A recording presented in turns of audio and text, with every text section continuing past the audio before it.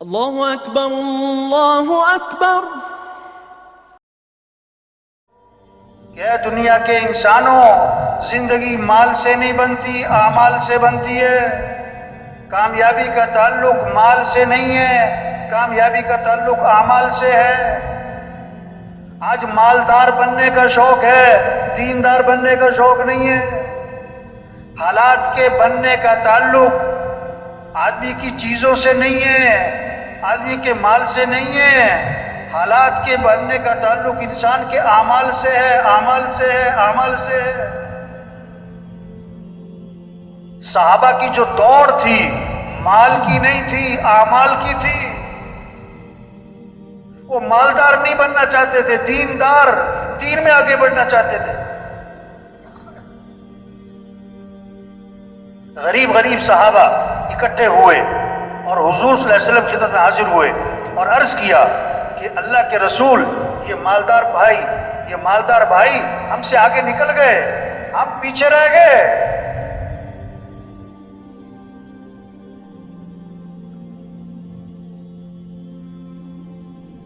کیسے کہ نماز پڑھنے میں ہم اور وہ برابر، روزہ رکھنے میں ہم اور وہ برابر، ان کے پاس مال ہے، یہ اللہ کے راستے میں خرچ کرتے ہیں، غلاموں کو خریدتے ہیں، آزاد کرتے ہیں، ہمارے پاس مال نہیں۔ مال خرچ کرنے کے عمل میں یہ ہم سے آگے نکل گئے۔ آپ نے اچھا، میں تمہیں ایسا عمل بتلاتا ہوں جو اس عمل کو کرے گا اس سے آگے کوئی نکل ہی نہیں سکے گا۔ وہ کیا؟ فرض نماز کے بعد 33 مرتبہ سبحان اللہ، 33 مرتبہ الحمدللہ، 34 مرتبہ اللہ اکبر۔ جو یہ تسبیح پڑھے گا نا، اتنا اجر کمائے گا اور اتنے درجات حاصل کرے گا کہ اس کے برابر کوئی پہنچ ہی نہیں سکتا، الا یہ کہ وہ بھی کر لے۔ یہ بھی فرما دیں۔ غریب صحابہ بڑے خوش ہو گئے، واہ واہ، ایسا عمل ملا ہے، ہمارے برابر کوئی نہیں پہنچتا ہے۔ نماز پڑھی مسجد میں، بیٹھ گئے، تسبیح شروع کی۔ اب اس زمانے کے جو مالدار تھے ان کو بھی شوق اعمال کا تھا، ان کی بھی حرص اعمال کی تھی، ان کی بھی دوڑ اعمال کی تھی۔ انہیں سارے قصے کا پتہ لگ گیا، وہ بھی بیٹھ گئے، انہوں نے بھی تسبیح شروع کر دی۔ غریب صحابہ پھر پریشان ہو گئے اور پھر آپ کی خدمت میں حاضر ہوئے۔ عرض کہ اللہ کے رسول، یہ تو مالدار بھائیوں کو پتہ لگ گیا اس تسبیح کا، انہوں نے بھی شروع کر دی، وہ تو پھر ہم سے آگے نکل گئے، ہم تو پھر پیچھے رہ گئے۔ اس پر آپ نے فرمایا ذالک فضل اللہ یؤتیہ من یشاء، یہ تو اللہ کا فضل ہے، اللہ جسے چاہے عطا فرماتا۔ اس قصے سے کیا سمجھ میں آیا کہ دوڑ کس کی لگی ہوئی تھی؟ بولو بھائی، اعمال کی، مال کی نہیں، اعمال کی۔ فاستبقوا الخیرات، اللہ نے حکم دیا ہے نیکیوں میں ایک دوسرے سے آگے بڑھو، خیر کے کاموں میں ایک دوسرے سے آگے بڑھو۔ اللہ نے انسان کی فطرت میں رکھا ہے میں آگے بڑھوں، اور آگے بڑھنے کا مصرف کیا ہے؟ اعمال میں، دین کے کاموں میں، خیر کے کاموں میں ایک دوسرے سے آگے بڑھ جاؤ۔ آپ صلی اللہ علیہ وسلم نے فرمایا دو باتیں ہیں جس میں ہوں گی وہ سیدھا جنت میں جائے گا۔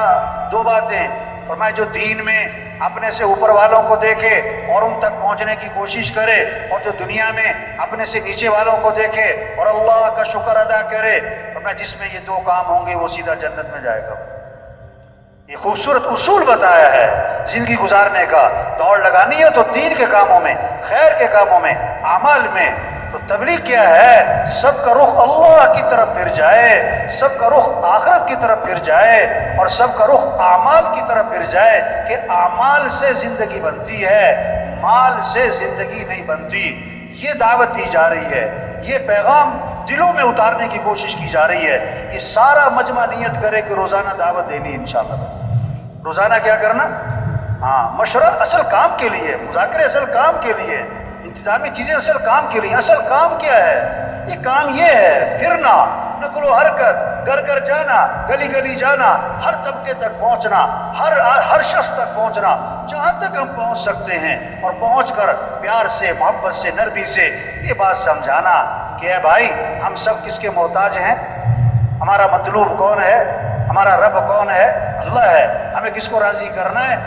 اور اصل زندگی بھائی آخرت کی ہے، یہ سب کچھ چھوٹ جانا ہے۔ اور دیکھو بھائی، دنیا اور آخرت جو بنے گی اعمال سے بنے گی، اعمال سے بنے گی۔ اپنے اعمال اچھے بناؤ، اللہ دنیا بھی بنائیں گے، آخرت بھی بنائیں گے، اللہ بنائیں گے، اللہ بنائیں گے۔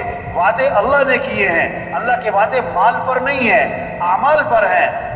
کتنی خوبصورت بات فرمائی، من عمل صالحا من ذکر او انثى وهو مؤمن فلنحيينه حیاتا طیبا۔ اللہ کا وعدہ ہے بڑے تاکید کے ساتھ، ہم ضرور بھی ضرور حیات طیبہ، خوشگوار زندگی، بہترین زندگی، خوشیوں سے بھری ہوئی زندگی دیں گے۔ تم کیا کرو؟ مال کماؤ، چیزیں لو، ڈگریاں بناؤ، عہدے لو، گاڑیاں، نہیں، کیا تم اپنے ایمان کو اچھا بناؤ، تم اپنے اعمال کو اچھا بناؤ تو اللہ فرماتے ہیں حیات طیبہ ہم تمہیں عطا کر دیں۔ وَمَن يَتَّقِ اللَّهَ يَجْعَل لَّهُ مِنْ أَمْرِهِ يُسْرًا۔ جو تقوی اختیار کر لے گا یعنی گناہوں سے اپنے آپ کو بچا لے گا، اللہ فرماتے ہیں ہم اس کے کاموں میں آسانی کا معاملہ کر دیں گے، وہ کام آسان ہو جائیں گے، گناہوں سے بچو۔ وَمَن يَتَّقِ اللَّهَ يَجْعَل لَّهُ مَخْرَجًا وَيَرْزُقْهُ مِنْ حَيْثُ لَا يَحْتَسِبُ۔ جو تقوی اختیار کرے گا اللہ ہر تنگی سے اسے نکالے گا، اللہ وہاں سے رزق دے گا جہاں سے وہ گمان بھی نہیں، کام اللہ بنائے گا۔ کیا کرو؟ اپنے اعمال اچھے بناؤ۔ حضور صلی اللہ علیہ وسلم کہانی سنانے نہیں آئے، آپ نے اگر قصہ سنایا تو کوئی پیغام دیا ہے، کوئی سبق دیا ہے۔ اللہ کے نبی قصہ سنا رہے ہیں، بنی اسرائیل کا ایک آدمی جا رہا ہے، بادل آیا اور بادل میں سے آواز آئی فلاں آدمی کے باغ کو پانی پہنچاؤ۔ بادل میں سے آواز، کوئی عقل کی بات تو نہیں ہے نا، بادل میں سے آواز آ رہی فلاں آدمی کے باغ کو پانی پہنچاؤ۔ پھر پانی برسا، ایک نالے میں چل پڑا، یہ آگے گیا، دیکھا تو ایک آدمی کھیت میں پانی لگا رہا ہے۔ ارے بھائی تمہارا نام کیا ہے؟ اس نے وہی نام بتایا جو بادلوں میں سے سنا تھا۔ انہوں نے کہا بھائی سیدھی بات بتاؤ تمہارا عمل کیا ہے؟ میں نے تمہارا نام بادلوں سے سنا ہے، تمہارا نام لے کر کہا گیا تمہارے باغ کو پانی پہنچایا جائے۔ انہوں نے کہا میں اپنی آمدنی کے 3 حصے کرتا ہوں، ایک حصہ زمین پہ خرچ کر دیتا ہوں، ایک حصہ گھر والوں پہ خرچ کرتا ہوں، اور آمدنی کا تیسرا حصہ میں اللہ کے راستے میں خرچ کرتا ہوں۔ اس عمل کی برکت ہے، اللہ نے بادلوں کو مسخر کر دیا۔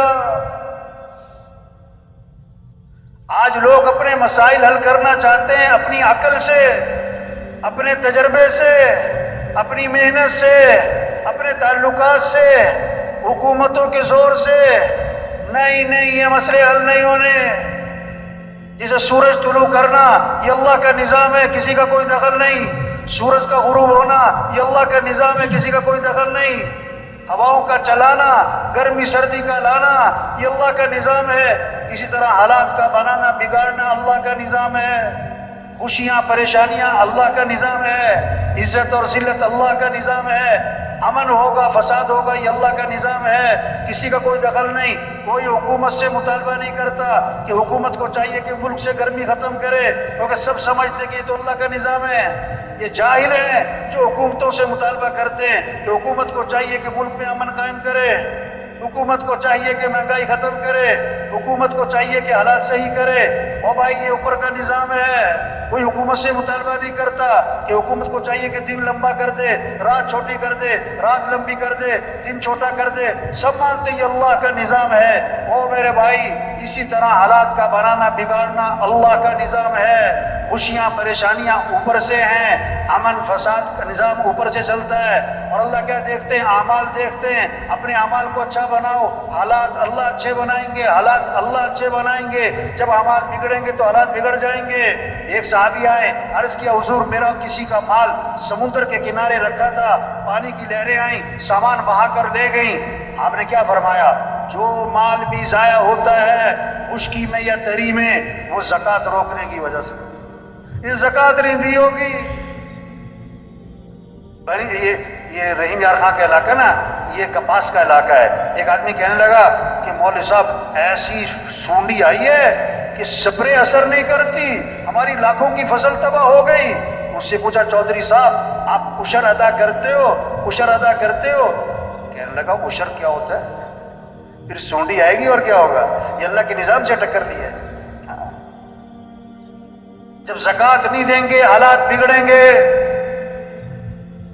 جب اللہ کی نافرمانی کریں گے پریشانیاں آئیں گی، جب آگ میں ہاتھ ڈالے گا تو ہاتھ جلے گا نا۔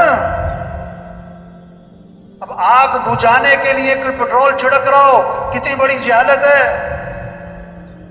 لوگ پریشانیوں سے نکلنے کے لیے اور اللہ کی نافرمانی کر رہے ہیں۔ تبلیغ میں یہ محنت ہو رہی، سب کا رخ اللہ کی طرف پھرے، آخرت کی طرف پھرے، اعمال کی طرف